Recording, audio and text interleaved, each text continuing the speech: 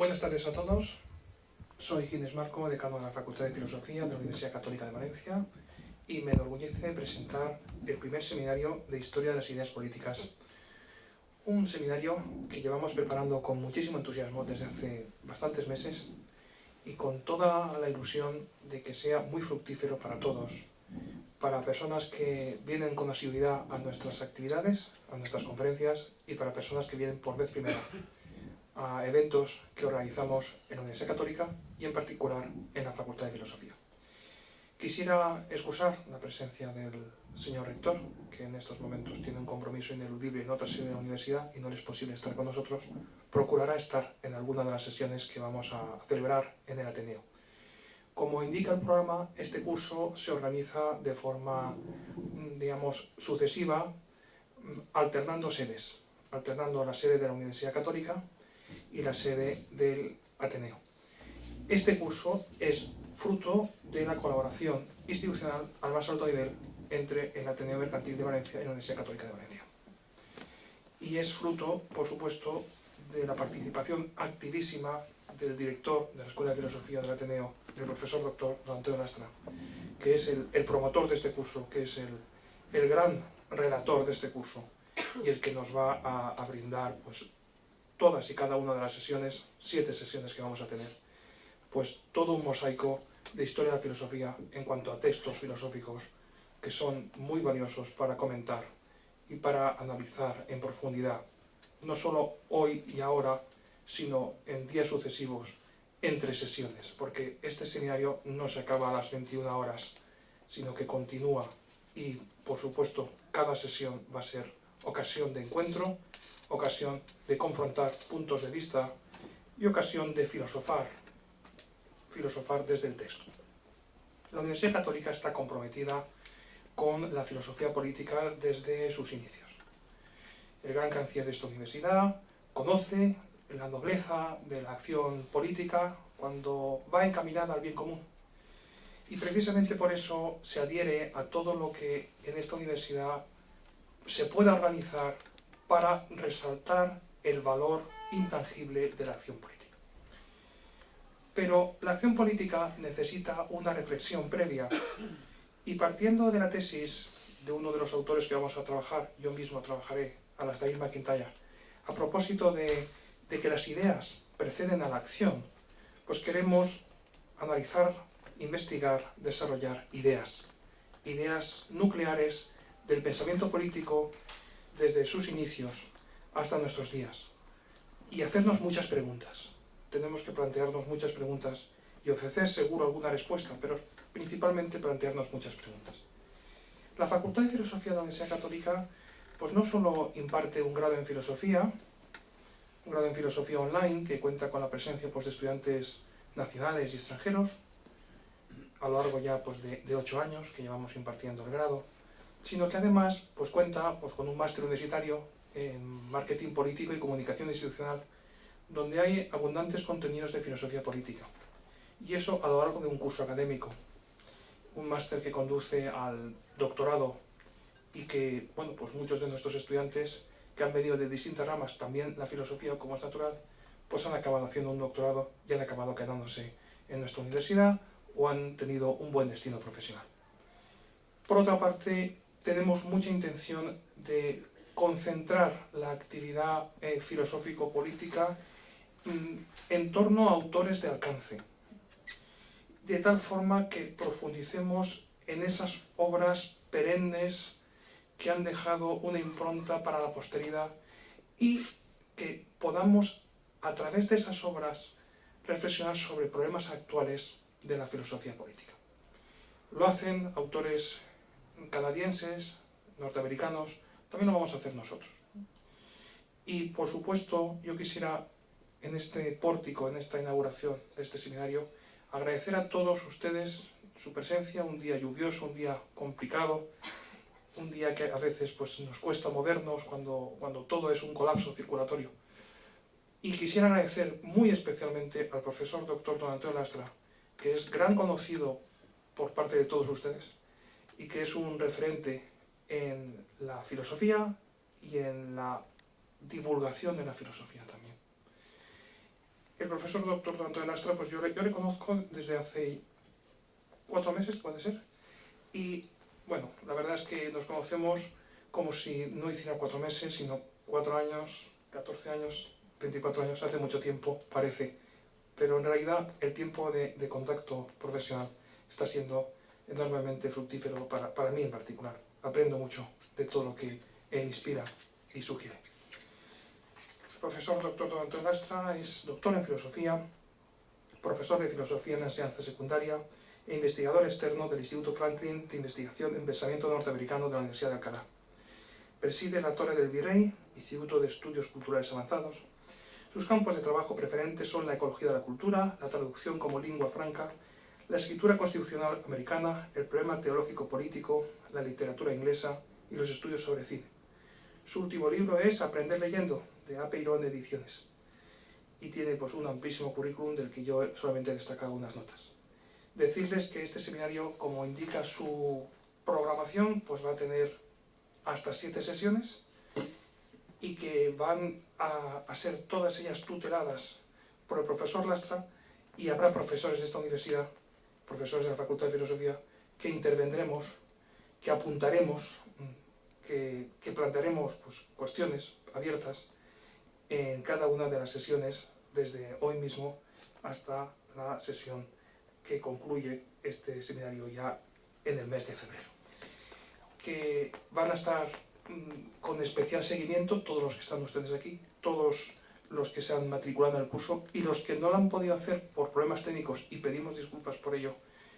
Bajo en conserjería hay un mostrador donde podrán dejar sus datos personales para mañana resolver ese problema de matriculación.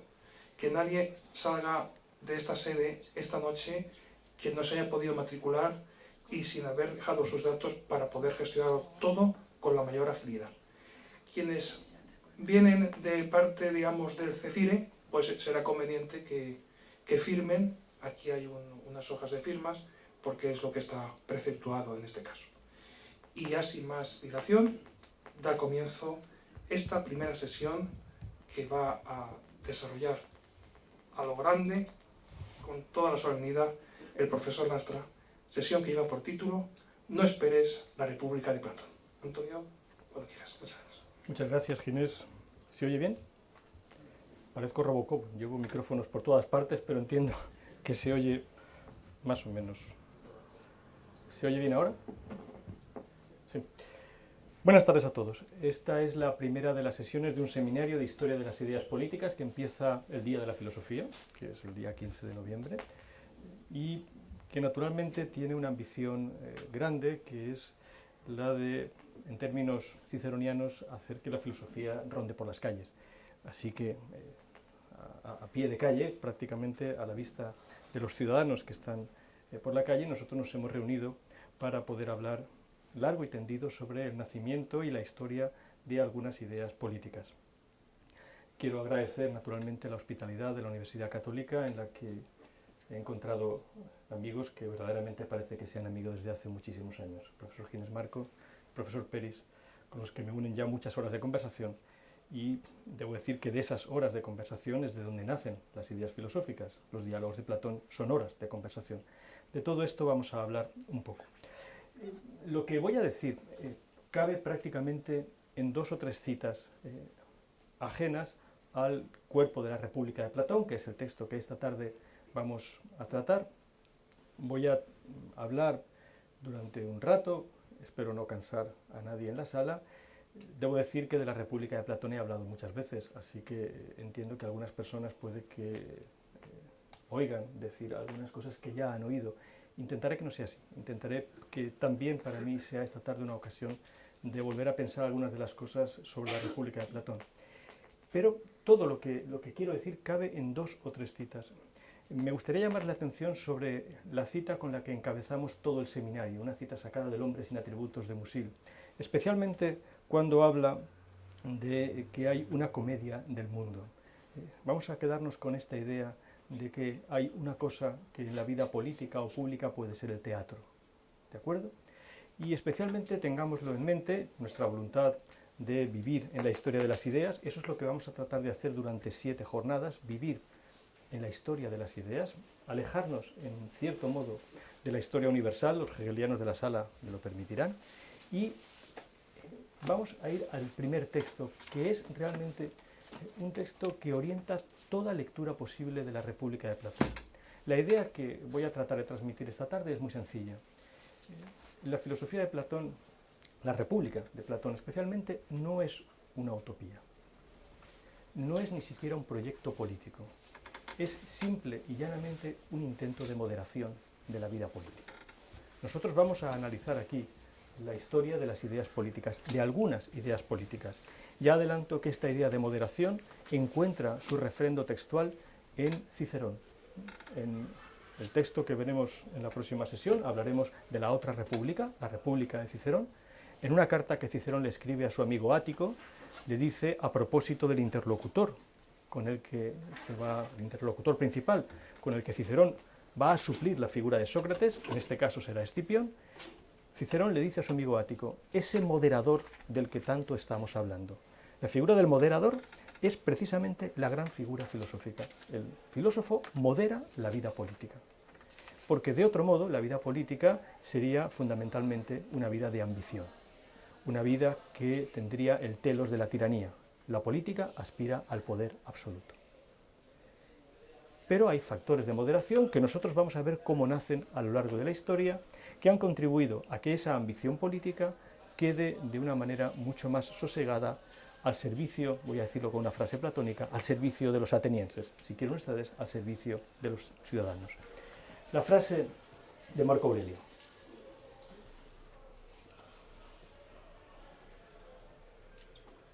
En todos los textos pondremos tanto la lengua original como la traducción, para aquellos que quieran seguirlo tal y como realmente se dijeron las cosas. Esta es una de las frases de las meditaciones de Marco Aurelio, o de los pensamientos de Marco Aurelio. No sabemos el título que tenían en sus apuntes que Marco Aurelio tomaba por las noches después de pasarse todo el día combatiendo contra los dacios. Adelante, por favor. Sin embargo, es un pensamiento sostenido hasta el final. Marco Aurelio podía ser acreedor a una figura platónica de primer orden, la figura del filósofo rey. Era emperador y era filósofo.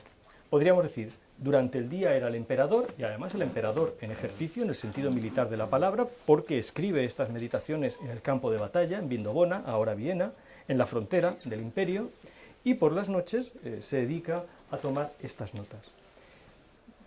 Este párrafo podría figurar al frente de cualquier edición de la República de Platón como una manera extraordinaria de entender cuál fue el propósito platónico. Pero esto está escrito unos 600 años después de que Platón escribiera la República, lo cual nos lleva a pensar en la necesidad de hacer bien un trabajo de transmisión, de historia de la filosofía o de historia de las ideas políticas. Hacia el siglo II, aproximadamente después de Cristo, cuando Marco Antonio, hacia el final del siglo I, casi el siglo II, después de Cristo, cuando Marco Antonio escribe esto, el texto de Platón empieza a perder sus contornos. Y una de las cosas que sabemos es que después se perderá durante muchos años hasta que sea rescatado en el siglo XV. Una de las características que tendremos que ver aquí, en la sesión siguiente y en la sesión que dedicaremos a la Edad Media, es que durante muchos años el texto de la República de Platón no se pudo leer en Occidente. Fue un texto muy leído por los filósofos árabes, que sí que tenían el texto, pero no por los filósofos de Occidente, ni por los pensadores de Occidente, ni por la Iglesia de Occidente, que no tenía a su disposición la filosofía política platónica. El único diálogo que estaba a disposición era el timeo, un diálogo cuyas connotaciones, sin el precedente de la República y de otros diálogos, se perdían en la cosmología y en el problema del demiurgo. ¿Qué dice Marco Antonio? Entiendo que casi lo leen, pero lo leo con ustedes. La causa de todas las cosas es un torrente.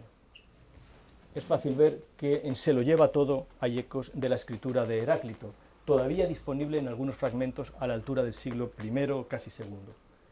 Qué banales esos hombrecillos de la política, esto podría ser el periódico de la mañana, que según ellos creen actúan como filósofos.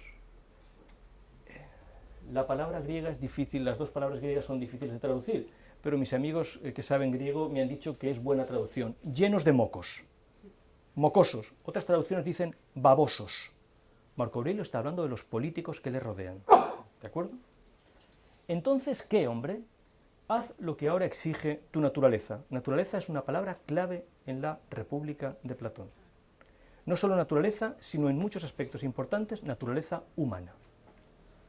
Muévete, si se te ofrece, y no mires a tu alrededor a ver si alguien lo sabe. No esperes la República de Platón.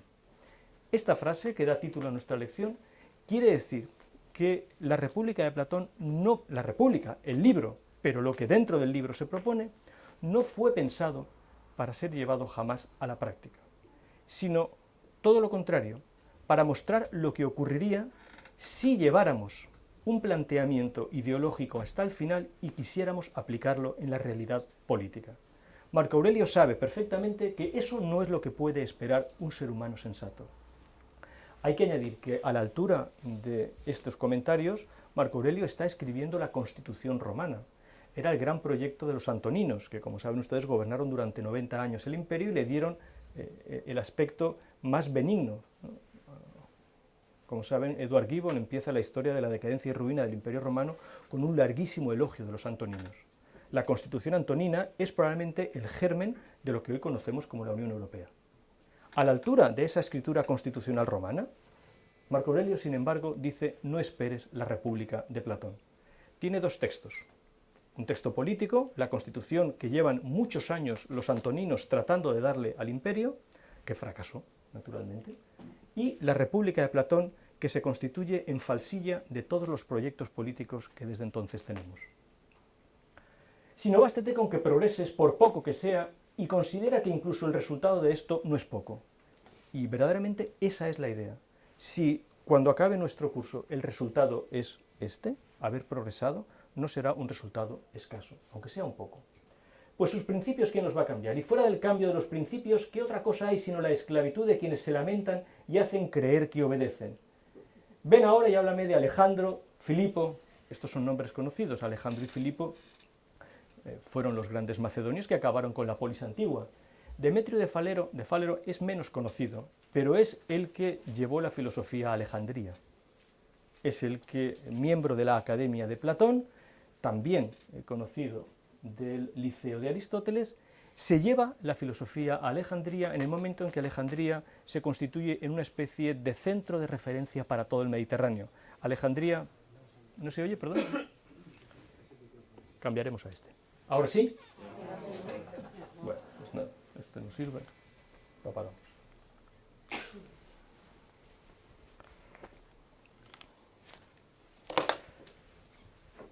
Alejandría ocupa momentáneamente el lugar que Atenas y Jerusalén habían dejado vacantes en el mundo mediterráneo. Y toda la constitución intelectual de Alejandría es obra de Demetrio de Fálero. Pero Demetrio de Fálero se había tomado demasiado en serio la República de Platón y cree que es posible, por así decirlo, constituir esa República de Platón. Veré si vieron que reclamaba la naturaleza y se instruyeron, pero si hicieron teatro, es la referencia de la comedia de la que Musil se quejaba, nadie me ha condenado a imitarlos.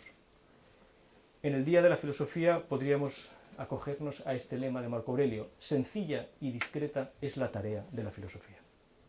El trabajo que vamos a hacer aquí durante 7 sesiones es un trabajo sencillo y discreto. No me incites a la vanagloria. La idea de este pasaje es muy sencilla. El filósofo es alguien que hace un trabajo sencillo y discreto. No se jacta de ello. Naturalmente que aquellos que sí que se jactan de ese trabajo intelectual son los sofistas. Primera consideración que tenemos que hacer para entender muy bien la República y la idea central de la República, que es ¿qué es la filosofía? ¿Quién se dedica a la filosofía? ¿Quién de verdad puede dedicarse a la filosofía? ¿Y cuál es la relación que la filosofía tiene con la sociedad en la que aparece? Ahora veremos la extrañeza de la filosofía, cualquiera que sea la sociedad. Esta es una idea que algunas de las personas que están aquí me han oído muchas veces, pero no todas, y por tanto quizás sea bueno repetirlo. Primera idea, no confundir nunca a un filósofo con un sofista. o de una manera mucho más sencilla, no confundirnos nosotros, saber que nuestro trabajo es sencillo y discreto y por tanto no ser sofistas. Este sería el primer mandamiento que podríamos tener como filósofos. La idea de Marco Aurelio, no esperes la República de Platón, es una pauta de lectura de lo que vamos a hacer. La segunda cita,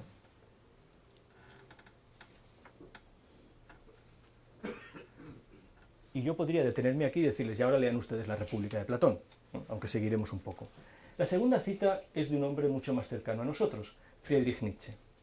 Es una cita tomada de su época de filólogo, en Basilea, una introducción al estudio de los diálogos platónicos. Bueno, es seguramente algo a lo que nosotros podríamos acogernos. Estamos tratando de introducirnos en la lectura de los diálogos platónicos. Es el Nietzsche todavía filólogo. Es el Nietzsche que está empezando a desplazar sus consideraciones desde la filología de la época de Basilea, en la que ha hablado muchísimo de todos los temas que tienen que ver con Grecia con su gran amigo y maestro Burckhardt, y que tratará en vano de ser un profesor de filosofía, que no será nunca, y que, como sabemos, en parte la negativa de la Universidad de Basilea a acogerlo como profesor de filosofía incidirá en su alejamiento de todas las instituciones y en la vida errante que llevará hasta su muerte, no muchos años después, porque la vida lúcida de Nietzsche a partir de ese momento es breve. Pero en esa introducción a los estudios de los diálogos platónicos, y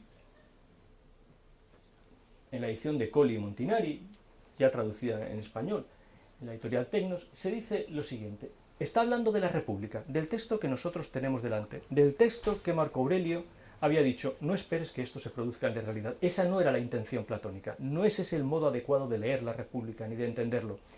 Y era la frase del emperador, del hombre que en esos momentos podía llevar a cabo lo que no podían llevar a cabo prácticamente los demás. Pero Nietzsche, en su estudio de Basilea, con la República delante, que podía leer muchísimo mejor de lo que nosotros podremos hacer nunca, nosotros no tendremos jamás la preparación filológica que Nietzsche llegó a tener para acceder a los textos. Recuerden que al final de su vida, 10 años después de esa última fecha, 1889, Nietzsche todavía pensaba que lo que él verdaderamente había hecho era procurar un acceso al mundo antiguo. Esa es casi una de las últimas páginas del Crepúsculo de los siglos. No hemos de pensar, dice teniendo la República en la mano, en una difusión considerable del escrito en tiempos de Platón. Esto es sociología, si quieren. Pero lo que está diciendo es, ¿cuánta gente realmente leyó la República de Platón? No era una cuestión de política editorial. La Academia de Platón era una editorial, entre otras cosas. Pero ¿significaba eso que había ejemplares que circulaban indiscriminadamente, que se ponían a la venta o que se enviaban? Esto no lo sabemos, no tenemos una idea clara de la circulación de la República de Platón, ni de si lo leían realmente fuera de la Academia. Lo cual nos lleva a pensar cuáles fueron las condiciones en las que ese escrito salió de la Academia y a quiénes se dirigía su lectura. Pero en cualquier caso Nietzsche es muy lúcido. No hemos de pensar en una difusión considerable del escrito en tiempos de Platón, sino solo en una comunicación a los amigos. Amigos era el término técnico con el que los miembros de la Academia se dirigían unos a otros. Los estudiantes de la Academia se hablaban entre sí como amigos. La palabra filía es una palabra clave para entender qué es la filosofía. La palabra filosofía se monta sobre la palabra filía. Por tanto, si alguien quiere hacer filosofía, la cuestión de la amistad, que ha mencionado Ginés nada más empezar la sesión, es una cuestión clave. No puede haber eso que llamamos filosofía en términos de enemistad. Ha de haber una cordialidad en el planteamiento de un pensador, por solitario que sea. Su dirección es siempre una dirección que tiene que ver con una comunicación central entre los seres humanos a la cual llamamos amistad. No estoy hablando todavía del eros que caracterizará la actividad filosófica. No es eros, es filia. Algo mucho más sencillo, mucho más sensato a veces que el propio eros platónico, que ya veremos que tiene sus dimensiones, pero que reclama que efectivamente la República solamente la podían leer quienes fueran amigos de la sabiduría. Esto es, la República es un escrito para filósofos. Si esto es cierto, podríamos preguntarnos, porque uno de los objetivos de estas sesiones es llevar hasta el presente. Todas las mañanas los profesores de filosofía, especialmente en este trimestre que dan clase en la educación secundaria, tienen que explicar la República de Platón. Y ese no era propósito platónico. Esa indiscriminada utilización de un texto que no fue escrito para su divulgación hace que probablemente cuando explicamos la República de Platón empecemos mal. Hay que plantear muy bien lo que podríamos llamar en términos hermenéuticos los protocolos de la lectura de ese libro. No está nada claro que fuera un libro pensado para su divulgación. Como otros libros, hace unos días tuve el honor de hablar de Maimónides para otros amigos. La República es un libro tan cerrado como la Guía de los Perplejos.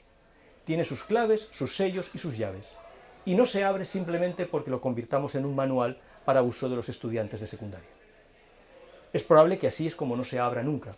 Y eso lleve a que tengamos una idea de la filosofía platónica en muchos aspectos completamente errónea. No voy a mencionar aquí a Popper, esto es una petición de principio, lo estoy haciendo, pero no vamos a caer en la idea de que Popper, en La Sociedad Abierta y sus enemigos, ha entendido algo de la República de Platón. Probablemente no ha entendido nada. ¿De acuerdo? El contenido de la República sobrepasa todo cuanto el contenido de la República, que es en lo que vamos a entrar ahora, sobrepasa todo cuanto podría permitir la parresía en el estado más libre. Parresía es un término técnico de la filosofía, es un término que fascinaba a Michel Foucault al final de sus días. Rubén Alepuz hará una disertación en nuestro Filópolis, en nuestro seminario de filosofía política, sobre estos escritos del último Foucault, que estaba realmente obsesionado con lo que era, la traducción es franqueza, o hoy diríamos quizá libertad de pensamiento o libertad de expresión.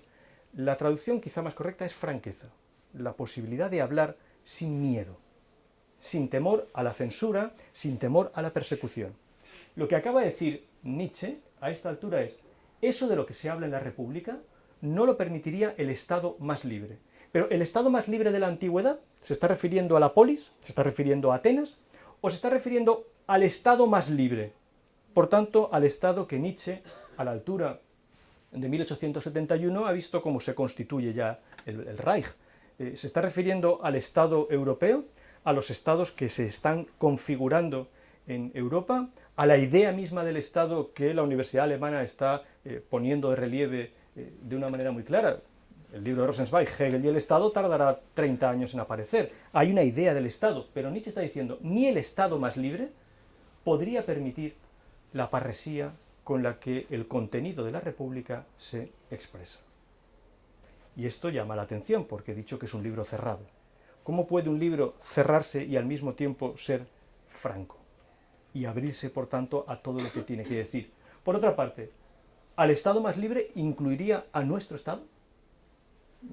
100 años después de Nietzsche podríamos pensar que los estados europeos son estados libres que no tienen temor ninguno a la libertad de expresión. Esto es, que podemos decir cualquier cosa. La pregunta es, ¿está claro que nosotros sepamos leer la República de Platón? Tenemos dos lectores que la han leído antes que nosotros y que la han leído en condiciones mejores que nosotros. Marco Aurelio todavía está muy cerca de la tradición de lectura filosófica. Conoce bien los profesores de filosofía, conoce bien cómo se ha ido transmitiendo eso que se llama filosofía hasta el Imperio Romano. Ya veremos las dificultades que tiene esa transmisión. Nietzsche tenía un acceso al mundo antiguo en virtud de su capacidad filológica que nosotros hemos perdido. Nos costaría muchísimo leer a Marco Aurelio en griego como si fuera el periódico de la mañana. Tendríamos que hacer un verdadero ejercicio de filología, salvo que en la sala queden personas formadas en el antiguo bachillerato o sean profesores de griego. Es una enseñanza que hemos perdido. Hoy mismo, en la Facultad de Filosofía de la Universidad de Valencia, y entiendo que en la Facultad de Filosofía de la Universidad Católica, que un alumno tenga una competencia preliminar en griego no se tiene. Por tanto, estamos hablando de generaciones de estudiantes de filosofía que no acceden directamente al texto en griego. Bien, con estos dos planteamientos, si no esperamos la República de Platón y ni siquiera el Estado más libre admitiría la parresía con la que se expresa Platón o con la que el contenido de la República está expresado, ¿de qué va la República? ¿Cuál sería la intención de Platón al escribir la República? Bueno, la República es uno de los 30 y tantos diálogos platónicos. A estas alturas ni siquiera sabemos el orden de los diálogos platónicos. No sabemos cuándo se escribieron unos ni cuándo se escribieron otros. No sabemos por dónde ni siquiera empezar a leerlos. La ordenación más sensata que tenemos de los diálogos, después de muchos intentos de ordenar los diálogos platónicos, incluidos los estilométricos y los que han aplicado las computadoras y la frecuencia de las palabras y la composición de las frases, ni siquiera con esto tenemos una idea clara. Lo más sensato sigue siendo pensar que la mejor manera de leer los diálogos platónicos es leerlas siguiendo el drama de la vida de Sócrates. Eso nos lleva a cambiar por completo nuestra consideración de manual de cómo nos han explicado a Platón y de cómo todavía tratamos nosotros de explicarlo en nuestras clases. Cualquier profesor que está en la sala, y hay muchos porque se han matriculado, que tenga que explicar a Platón, si lo piensa dos veces, sabe el contrasentido absoluto del temario que tiene que ver con Platón y la República.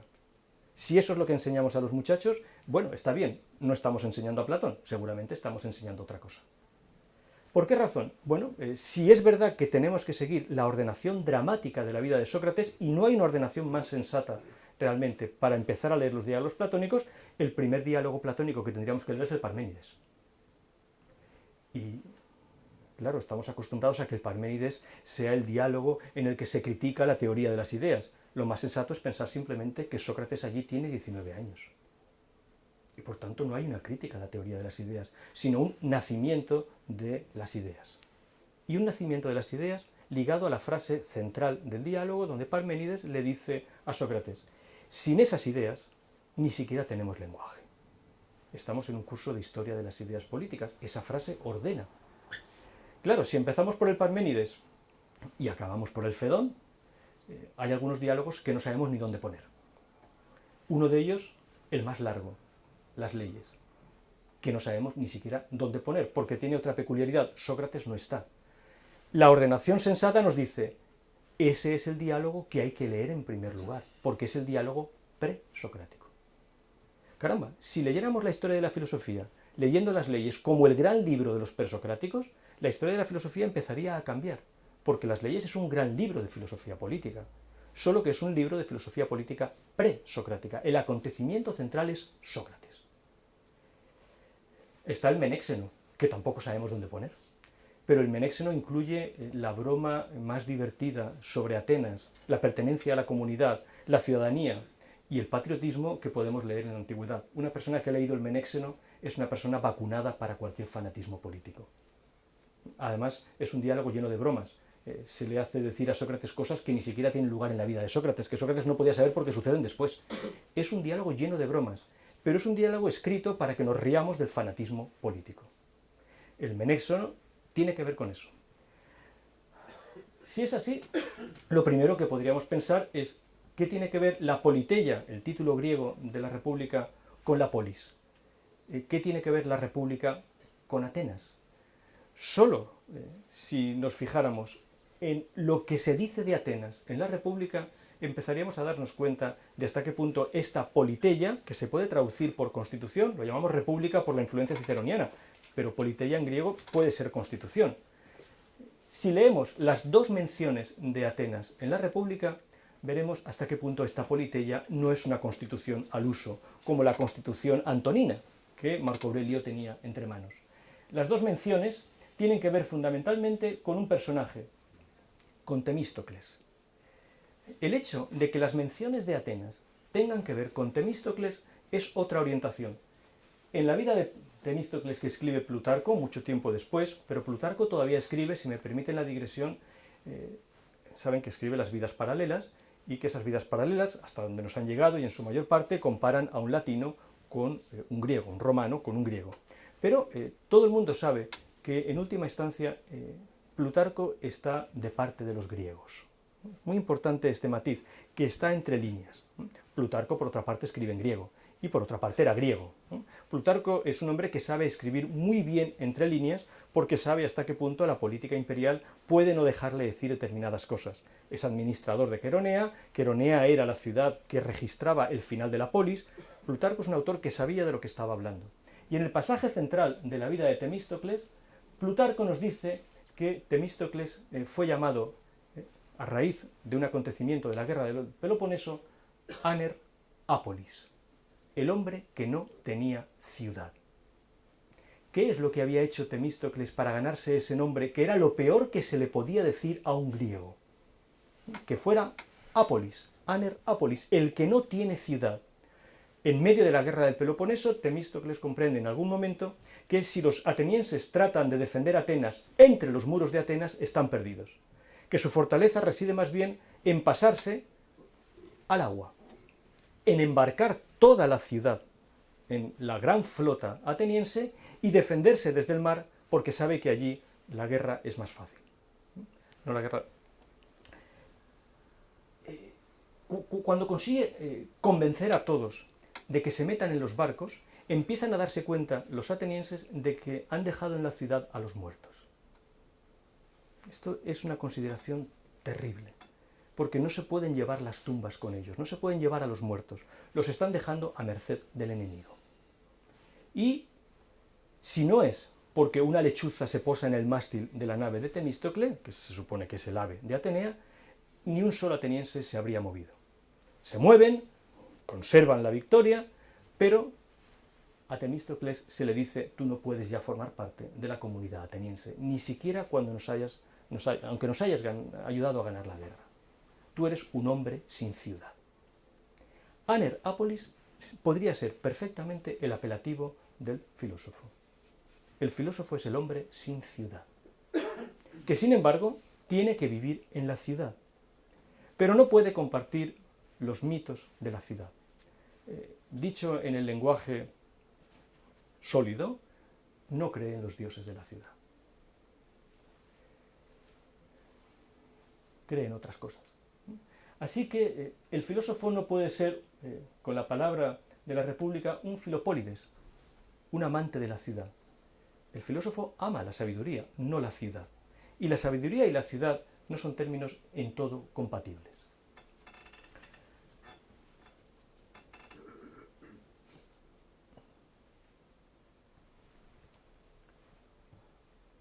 En cierto modo, todo esto se nos empieza a decir ya desde el principio. El primer párrafo de la República de Platón. Sabemos que Platón lo estuvo escribiendo durante toda su vida. En su lecho de muerte, Platón tenía el primer párrafo de la República y seguía reescribiéndolo. Lo que queremos decir con esto es que no sabemos muy bien cuándo se cierra el texto platónico. No tenemos una idea muy clara ni de la política editorial de la Academia, ni desde cuándo los diálogos se cierran. Pero en cualquier caso, lo que sí que sabemos es que este párrafo, este en concreto, de toda la obra platónica, ocupó a Platón durante toda su vida. Desde que lo escribe aproximadamente, si es así, si creemos que por la composición dramática la República no pudo escribirla antes de los 40 años, hasta los 80, cuando muere, son 40 años de reescritura de este párrafo. Algunos de mis amigos, pongo amigos aquí con énfasis, esto es, de los compañeros de filosofía, me han oído hablar muchas veces de este párrafo y lo hemos analizado en distintos seminarios. ¿Qué hay de tan importante en este párrafo? ¿Por qué dice todo? ¿Por qué este párrafo ya cuenta toda la República? Porque dice lo siguiente. La traducción es la vieja traducción de Fernández Galiano. La he puesto tal cual, pero es una mala traducción. No porque no haya traducido bien el griego, que sabían muchísimo más griego del que yo llegaría a saber aunque viva 3 vidas, sino porque eran filólogos, pero no estaban atentos a la filosofía. Estaban atentos al griego, pero el hecho de que Platón escribiera en griego es un accidente. Platón escribe filosofía, la escribe en griego, pero lo importante es que escribe filosofía. La primera palabra de la República, por tanto la primera palabra de este párrafo, es bajé. Allí la verán ustedes en 8º lugar. Esto es un contrasentido, porque los antiguos no podían leer los libros como nosotros, con esta facilidad. Los antiguos tenían rollos, que eran incomodísimos de leer. Eran 2 palos sobre los que se montaba el papiro y se desenrollaban muy despacio. Los antiguos escritores escribían sabiendo que la lectura tenía que ser lentísima. No es que escribieran lento, sino que el proceso de nacimiento de las ideas con las palabras era muy lento. No se podía leer deprisa, no se debía leer deprisa. Entre otras cosas, materialmente era imposible, porque el rollo no se podía desenrollar muy rápidamente porque se rompía. Y si se rompía algo que no era fácil. No había multicopistas en Atenas, no había tantos libros, no era fácil hacer las cosas mal, había que hacerlas bien, había que leer muy despacio. ¿Por qué la primera palabra es bajé? Creo que he dado 2 o 3 veces alguna conferencia fijándome en las 7 veces en que el verbo katabaino aparece en la República. Si uno coge esas 7 menciones, tiene la República de Platón entre manos. Las 7 menciones del verbo katabaino, bajar. Uno mira la República, la lee atentamente, anota las 7 veces en que aparece el verbo y tiene la República de Platón. Es la palabra más importante del libro. Hemos empezado diciendo, el filósofo no es ciudadano, es aner apolis, pero vive en la ciudad. ¿Pero cómo vive en la ciudad? Bajando. Para el filósofo, vivir en la ciudad significa tener que bajar. Los que habitualmente tenemos que explicar a los alumnos la alegoría de la caverna, sabemos que eso significa bajar a la caverna. Ahora veremos a cuántas cavernas, porque puede haber hasta 3.